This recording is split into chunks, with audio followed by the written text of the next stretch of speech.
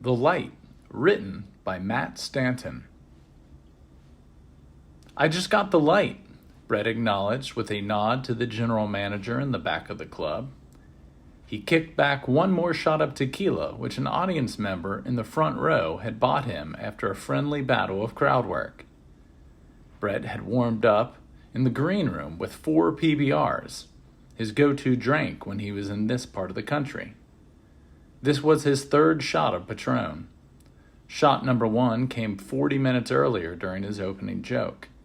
Shot number 2 during check drop, when he made the patrons clap for the waitstaff in a ploy to coax the crowd into leaving a few extra dollars in tips and to ingratiate himself with the servers. When you're struggling for bookings, being a staff favorite can go a long way. Servers see comics all the time, but they remember the ones who either have great weed or make them the most money. This final shot went down quick. With a slight clench of his jaw, he placed the empty glass on top of the worn-out leather stool that was slightly off-center of the stage. I'll be selling CDs after the show in the hallway, so if you can all awkwardly not make eye contact with me as you go to the bathroom, that would be great, Brett self-deprecatingly announced. The room was 2/3 full, about 100 spectators. Most of them were couples nestled together. Each table had a small candle in the middle. When you got a really good laugh, you could see a tiny flame flicker from the sudden rush of carbon dioxide being expunged from the cackling crowd. Between the laughs, you could hear the clink of empty beer bottles and glassware from the servers pre-bussing the tables. The quicker they cleaned, the quicker they can get their post-shift drinks. Brett went into his closing bit. He had total control of the audience. The waves of laughter hit at all the right moments. Every 2 sentences. Setup, punch, laugh, repeat. A few claps were sprinkled in, but it was laughter that Brett was after. Claps are for good points. Laughs are the true prize. He had a box of Magnum extra-large condoms and a get-well-soon card. If that isn't chivalry, then I don't know what is. Who's with me?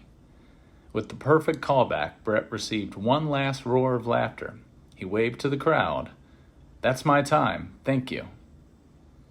The crowd clapped and hollered as Brett made his way down the center aisle and walked to the back bar. Just before he got to the opening, he noticed a lone figure sitting and clapping on the cloth couches in what was considered the VIP section. He couldn't make out the person, but just saw these glowing eyes peering almost through his body. He felt a foreign sensation from the figure, but passed it off as a post-set fawning from a satisfied customer. Brett pushed through the silver door that led to the back bar.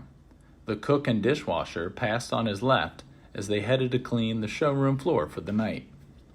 Brett took a spot on the edge of the bar next to the general manager/bartender, Tony. You knew when you did a good job for Tony because he would fold his muscular arms across his chest when you're funny. If you bombed, he would rub his bald head as he spoke to you. Tony was a classic comedy club GM. He started out as a doorman in college and just never left. For 30 years, he watched comedy and how it changed. You don't need a proper education to run a good comedy club, but are taught what makes things work by experience. Most comedy club GMs are just kids that never left and never grew up. For this reason, sometimes they're the ones who hold the club back. Luckily for the last laugh, Tony was one of the smart ones. The back bar was where all the club's business was conducted. Tony counted out the 10 Benjamin Franklins on the bar as Brett signed the 1099 tax form. "You had a good week. Funny stuff." "Thank you. I'd love to come back. Could you break one of those hundreds into 20s? I'd like to tip the staff." Brett also pointed to an empty beer bottle looking for a fresh one. Tony slid one his way, and with a smooth motion, Brett twisted the lid to start drink number 10 of the night. Though that number is high, Brett has the tolerance of a road comic. It sort of works like dog years. 10 drinks for a comic is like 3 for a regular person. This has more to do with reality than with a positive trait. "Sure thing, they'll appreciate that. You'll be back, it just might take some time. I have these agents for YouTubers hitting me up constantly.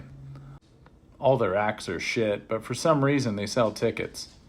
None of their fans buy drinks, but they'll wait in line like an idiot to get a picture with these goons who couldn't write a punchline to save their lives.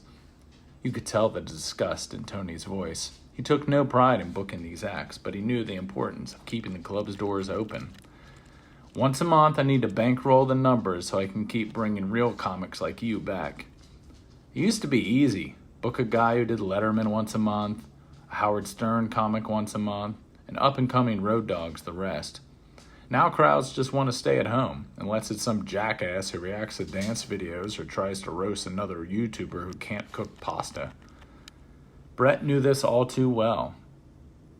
He had been working the road for 15 years, and recently had seen about half the clubs in the country close. You used to be able to count on colleges to help fill in your schedule, but now they just want spoken word artists who say they're gender fluid. He's a good comic, but with no real TV credits, no manager, no viral Twitter account, he's relying on GMs like Tony to believe in him. What makes GMs believe in you is ticket sales. Lisa, the lead server, busted through the door holding a full bus pan and a pile of check slip holders.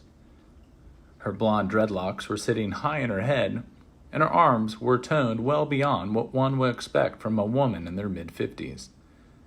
She has been at the club just as long as Tony, but since she owned her own hair salon, she never really had much interest in the GM position.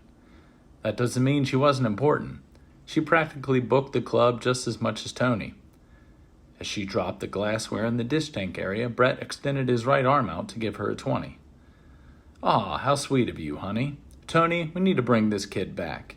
We actually make tips with him. Those YouTuber crowds only buy Sprites and soft pretzels and bitch about the 2-item minimum like they've never been in public before." Taking a momentary break from counting the night sales, Tony looked up. "I know, I told him, but those YouTubers keep the lights on."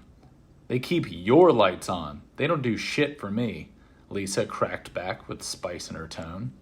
This was an example of the comfort that independent comedy club workers had. If this was a bank or a corporate office, HR would be working overtime for all the language complaints and backtalk to supervisors. After another gulp from his beer, Brett asked, "So Lisa, did you serve that dude in VIP tonight?" Lisa looked confused. "I know you had a good set, but we didn't have any VIPs tonight. Maybe after you get your Netflix special we will." With a chuckle, Brett responded, "Okay, I'll get right on that." Next to the door, a tall, thin doorman with an impressive fro, who is no more than 21 years old, yelled, "Front door is locked and bathrooms are clean. Line up those car bombs, Tony." Every non-corporate comedy club had a custom after the week's end. The comedy station in Ohio smoked weed in what was called the fogger. It is where you get a bucket filled with shaved ice and you put an empty pint glass in the middle. The joint smoker blows smoke into the glass and then passes it to each participant. Since the smoke is cold, it stays in the glass and you drink it in. The Looney Barn in Illinois does double shots of vodka and bites pickle spears. This is the custom because the club is owned by a giant Russian who loves comedy and loves scaring the daylights out of patrons who try to heckle even more. It is a fun club, except for when the Russian pays you, he puts a gun on his desk while he's talking to you. The last laugh had car bombs. It was an Irish Boilermaker where you put half a Guinness in a pint glass, and then in a shot glass you put Bailey's Irish Cream and Jameson's whiskey on top. The drinker drops the shot into the pint glass and chugs quickly. If you don't drink it fast, it thickens, and you end up with an extremely boozy milkshake on your hands. Tony lined up 8 pint glasses, and all the employees took their spot around the bar. Once all the liquids had been poured, everyone raised their shot glass. Leading the way, Brett spoke up. "To a great week. Thank you, everyone. You're my favorite club in northern Wisconsin." What followed was a cacophony of clanking glasses as each person toasted their neighbor and then dropped the shot into their pint. Everyone slammed back the concoction. Brett was positioned next to the young doorman. Just by his stance, Brett could tell that he was an aspiring comic. It is a presence that they all have. They're both nervous and feel at home, at the same time at a comedy club. Brett also started out as a doorman before getting enough bookings to work the road full time. "Hey man, do you do open mics?" Yeah, I've been doing them for a year. I run a coffee shop open mic at my college on the other side of town, and they let me get up here every once in a while." "Dang, if I would have known that, I would have let you do a guest spot." Brett always wanted to help comics who worked at clubs. He was from the school of thought that being a club employee was the best way to learn comedy. You can watch it live, soak it in, and see why bits work. "Oh man, that would have been great. I need to learn how to ask.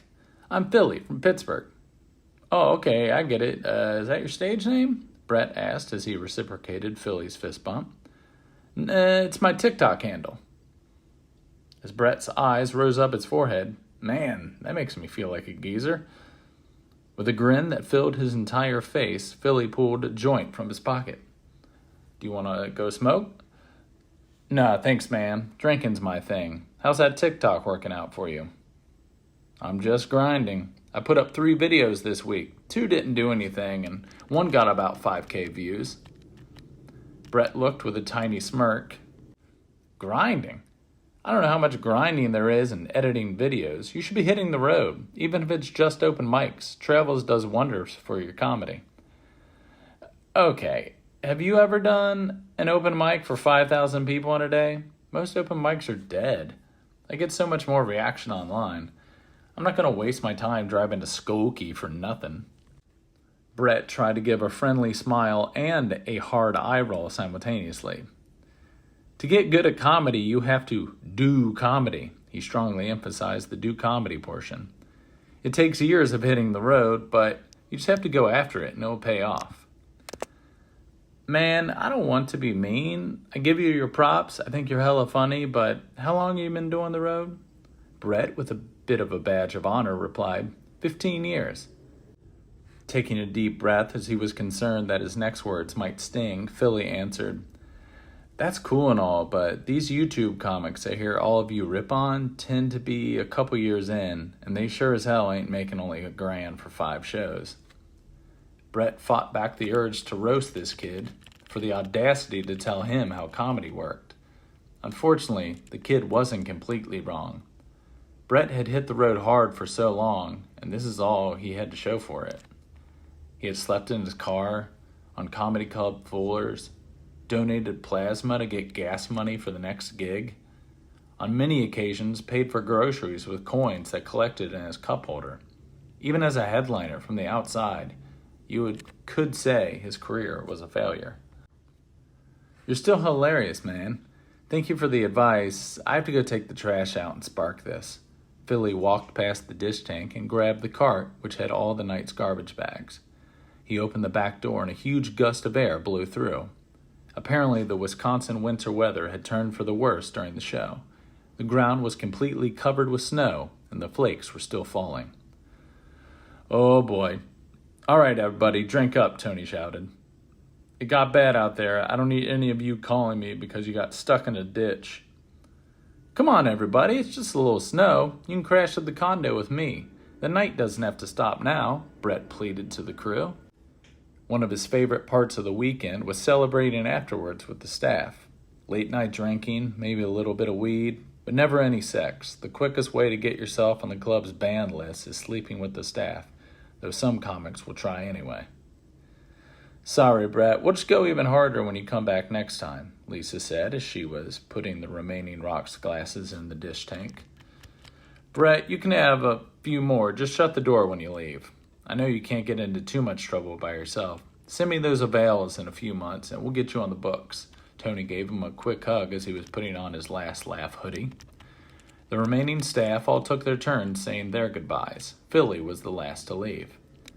"I'll be looking for you in my feed, Philly from Pittsburgh. Don't turn your back on the road, though." Philly zipped up his coat, gave Brett one last fist bump. "I appreciate it, man. Don't drink too much." Brett was now alone at the bar. He looked deep into his bottle and saw his reflection peering back. His eyes were glassy and a quarter shut. Another great week, living the dream, he thought to himself, with a slight taste of sadness. He went back to the walk-in refrigerator and grabbed 2 more beers for the road. He hadn't brought a coat since the condo was only 40 steps away. The club was in an old repurposed industrial area. The comedy condo was actually once the foreman's office for the Appleton Seed Factory, which had been reconstructed to hold the comedy club, along with a few other restaurants. Brett pushed through the back door and slowly stepped through the piling snow. The parking lot had emptied quickly, with only his car remaining. "Good God, this place is freezing," Brett muttered to himself. "Get me home quick."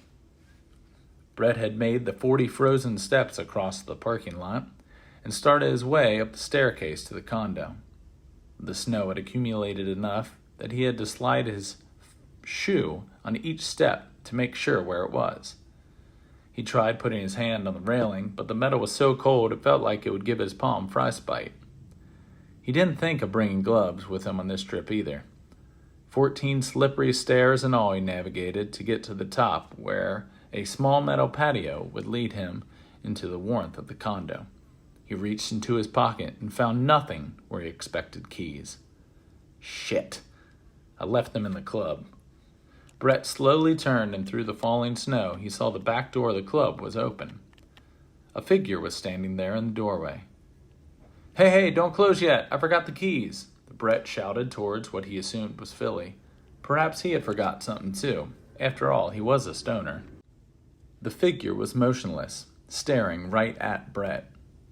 He could barely make the form out as the wind and snow blew at a leftward angle through his line of sight. "Hey, don't move. I'll be right there." Brett took one step forward, and then the figure became more clear. It wasn't Philly. It was the man from the VIP section. His eyes started to glow that orange flickering light. Taken aback, Brett put his foot down, but he went heel first, right on the edge of the stairs. The sole of his shoe had found a thick ice patch, and his legs went out from underneath him. Brett tried to grab for the railing, but came up empty. The drinks had finally caught up to him. Everything went black.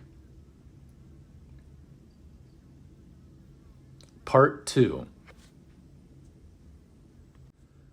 Brett opened his eyes, expecting to feel intense pain. He felt nothing. He was on the ground, looking skyward as flakes of snow slowly swirled above. It was peaceful. What seemed to take the worst of the fall were his 2 beer bottles that had shattered and their contents spilled on the snow. He heard a slight breeze in his right ear, and the left a faint sound of laughter. Brett turned his head and noticed that the back door to the club was still open, and the noise appeared to come from that direction. He knew he still had to get the key to the condo, so he got up slowly. He started by sitting up straight. Then he put his hands to his sides, and he lifted himself up. He felt a little woozy as he started to walk towards the club. He put his hand on the back of his head and felt a wet spot. Curving his right hand back to the front of his face, he saw that he had some blood on his fingertips. He knew he had to get that taken care of. The club should have some bar towels that he could use to clean it up, and maybe he could make himself an ice pack. He thought another beer wouldn't hurt either.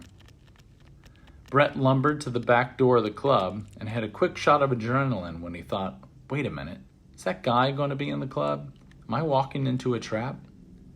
Brett picked up a snow shovel that was leaning next to the club's back door. Well, this would have been handy on those steps a few minutes ago, he sarcastically said to an audience of just himself. Brett tiptoed his way into the club with the snow shovel held in a striking position. The sound of laughter grew a little louder, but it came with the sound of a comic telling jokes, too.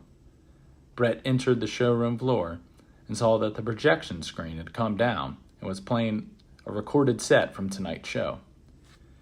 "You did great tonight, kid," a deep bellowing voice came from the VIP section. "Bah, what the fuck?" Brett screamed as he turned with the snow shovel in the ready position. Sitting in the corner of the couch was the figure from earlier. The light from the red exit sign cast a shadow over half his face, but Brett could make him out a little more clearly. He was a well-kempt man with clear dark skin. He wore black framed glasses and had some of the whitest teeth Brett had ever seen. I didn't mean to scare you, kid. I was just watching your set. I like to do that after the week is over. See where comedy is gone. Most of it's bullshit, but you're a classic road comic. I like that. Brett lowered the snow shovel and tried to hide his embarrassment that he thought it would have made a difference. Stammering, thanks, man. Do you work at the club? How are you still here? Continuing with his piercing glare and with his mouth slightly agape. I have worked here. I headlined once a year for a decade. I recorded an album here. You could say it became my home club. The man dangled his unlit cigarette in front of his face. Why don't you take a seat? It's been a while since I got to talk with a fellow road dog. Resting the snow shovel against the table, Brett slowly made his way towards the couch. Just hurry up and sit down. I'm a comic, not a gangster. Only thing I'm gonna hurt is your feelings. Sorry, man, I just didn't expect to see some random dude watching my set in a dark comedy club during a snowstorm. Excuse me for being a little freaked out. Brett took a spot a few cushions over from his new acquaintance. So what's your name? With a loud snap of his fingers, the man leaned forward, pointing his hand out towards Brett. I'm Vince Woods, two-time guest on The Tonight Show, Bob and Tom regular, and your new favorite comic. Oh, okay, so you're giving me the MC treatment. When would you like your light? Brett joked. Coming up in comedy, meet two types of headliners when you're an MC. The ones who have a super specific intro that you must nail or they get upset. And the ones who just say, whatever you want, they won't remember it anyway. Vince was clearly the first type. You can give me that light, but the crowd tells me when I'm done. 45 minutes might be good for some, but not for me. I need an hour, minimum. It would be a travesty to the people if I did any less. Brett, already feeling uneasy about where this conversation was going to go. Oh, I bet the wait staff loves you. They have already made their last call and you just keep going and going. Vince quickly cocked his head to the side, a move that he obviously did when anyone pushed back on what he said. Kid, the servers know when Vince is on stage the people are happy. Those waitresses can go back and smoke their cigarettes. Vince is in charge. Brett, being uncomfortable, put his hand on the back of his head out of habit and remembered he had a wound that he needed to care for. Hold on, Vince. I need to get a bandage. I'm going to get a beer, too. Do you want one? Vince leaned forward to see Brett's injury. I did see your fall. Looked like it hurt. I don't need a drink. It's not like it's going to help you, but I'll wait. Brett went back to the bar and opened another beer. After grabbing a towel, he stuck his hand in the ice and tied the ends of the towel together to make an ice pack. He held it on the back of his head. The first contact wasn't nearly as intense as he thought it would be, but his 5th grade gym instructor taught him that ice helps with inflammation. He grabbed his fresh beer and returned to the couch with Vince. Brett twisted off the cap to the bottle, but before he could take a drink, he could tell that Vince was staring at him. Obviously, Vince wanted the floor and his undivided attention. He was the type of comic that you would call needy, and that is saying a lot for a group of people who think they're important enough strangers should come laugh at stuff they wrote down in a notebook. So, what's your story, Vince? And why the hell are you sitting in a comedy club alone in a freaking snowstorm? With another loud snap of his fingers. Can you think of a better place to be? This is our sanctuary. Where do you feel the most alive? A comedy club? Brett nodded as he agreed. A comedy club is the one spot he felt at home.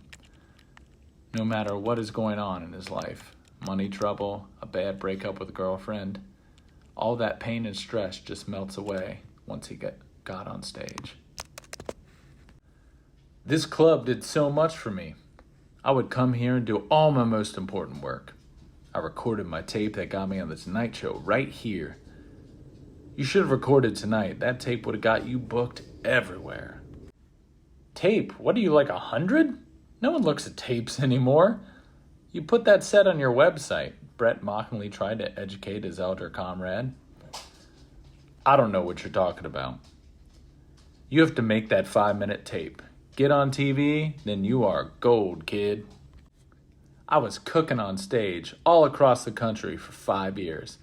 After that, I got invited to do a set at Just for Laughs in Montreal. That was a year after Hedberg got his $250,000 deal. Just for Laughs could make you, boy. My manager got me a prime spot in front of the biggest names in the industry. The morning of the show, my manager says, HBO really wants you to do a set about being black. They have a show idea for you, and if you kill it, you are a made man. Vince stopped to rub his chin with his pointer finger and thumb before he proceeded. I happen to be black, but I am so much more than that. So I went up there, did a killer set. Didn't say shit about being black. No one is going to tell Vince Woods what to do. I killed. Standing ovation. I left the stage, looked that suit from HBO right in his eyes and went, "Did the black boy done good?" Jeez, that's intense. What did he do? Brett couldn't believe the stones it would take to do that. Well, he looked me right in the eyes and said, "Enjoy it, because you just blew your only chance, Vince." I thought he was full of it, but turns out he knew a lot of people. My booking started drying up. I didn't take it well. The stress choked me up inside. My last week I was here, my heart gave out. I had a heart attack right where we sit. Oh my God. I'm glad you recovered, Brett sympathetically whispered. Vince cackled. He leaned back and held his sides. He was laughing so hard. Boy, you still don't get it. I didn't recover. What? Brett asked with a tiny voice. I'm dead, dude. I'm glad, though. Seeing the way comedy has changed, everyone's scared of offending people. It's like he can't even make jokes about fruits anymore.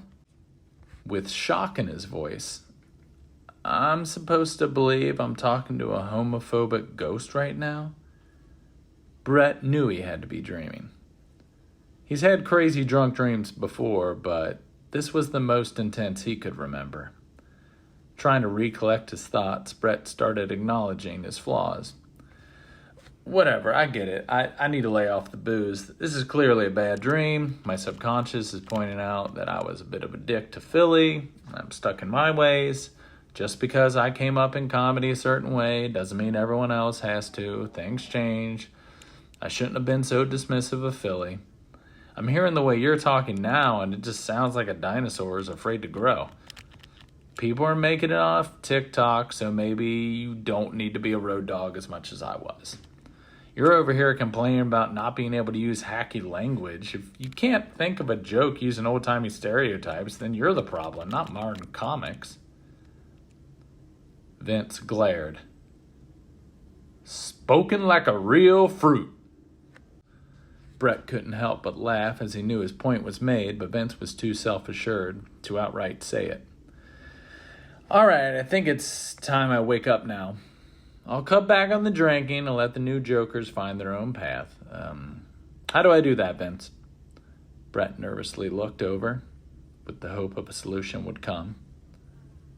Vince looked right back at Brett with a cold, blank stare through his black-rimmed glasses. You really think you survived that fall? With those words, the memory came rushing back. Brett saw himself spilling forward, cascading down the 14 steps. He slammed down on his left shoulder first, separating it out the back instantly. Then he flipped forward on his right side after skipping a few more steps. His right cheek made contact with the iron bars that were underneath supporting the handrails. The back of his skull found the next step, making a loud cracking noise. With one more roll, he landed on his back, displacing all the air out of his lungs. Brett was at the bottom of the stairs, and a pool of blood slowly spoiled the clear white snow that surrounded him. Stunned at the possibility, Brett took a moment. Fuck. So, is this supposed to be heaven? Are you like my personal angel? Once again, Vince let out a bombastic laugh. Kid, Comics don't get personal angels. We already have our demons. Brett just gazed forward, looking at the microphone placed in the stand at the center of the stage. Vince worked his way over and started talking while also fixating on the mic. That's the misconception that comics are the only ones with demons. All people have demons. We just make gold out of them. Everybody dies. You and I, we're no different. We have jokes, though. Those live on longer than us.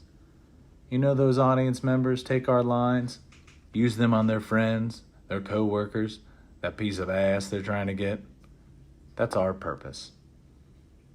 Licking his lips and doing another gentle swipe of his chin with his pointer finger and thumb, Vince continued. The show runs like life. You have the opener, the MC. They're like a child, trying to figure everything out. People give them a pass if they aren't quite there yet. Then you have the feature. That's like a college kid. They can do some impressive stuff, but they're still learning. An audience member says, "Oh, you were so funny. You should headline." Bullshit. The feature spot is all kids' gloves. It ain't hard to be a good feature. Now the headliner, that's the challenge. Your name is on that poster. You are the one who does promo and radio. You are in charge of bringing the goods like an adult. Great headliner takes you on a ride. For us, comedy is life. When you're on stage, that's the only time you're really alive. That crowd, that laugh, without it, you're just another asshole with a dependency problem. Those people in the seats, they don't know. They'll never know. The feature doesn't know yet. When you get that light, that's when you go into that closer. You tell that joke that shows those people, that's why I'm here and you're down there. We aren't people. We aren't them. We're the escape from their sad lives. Brett, frozen to his seat, looks over to his left to see the light flickering in Vince's black pupils. With one more smile, Vince spoke. You're lucky it happened here. Out there, you'd just be dust. Here, you will always have the light. With one more loud snap of his fingers, Vince was gone. Brett opened his eyes and felt intense pain that radiated from every cell in his body.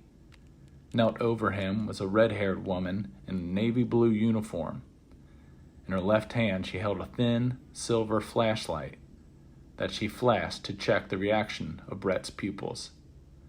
"Sir, can you hear me?" she shouted in Brett's direction. "We need to get him out of here now!" Brett focused singularly on the light, opened his mouth, and faintly whispered, "That's my time. Thank you." The Light, written by Matt Stanton. If you would like more information about Matt Stanton's writing, his comedy, or other adventures, check out his website, mattstantoncomedy.com, or Instagram, Matt Stanton Comedy, facebook.com/Matt Stanton Comedy. Thank you very much for listening.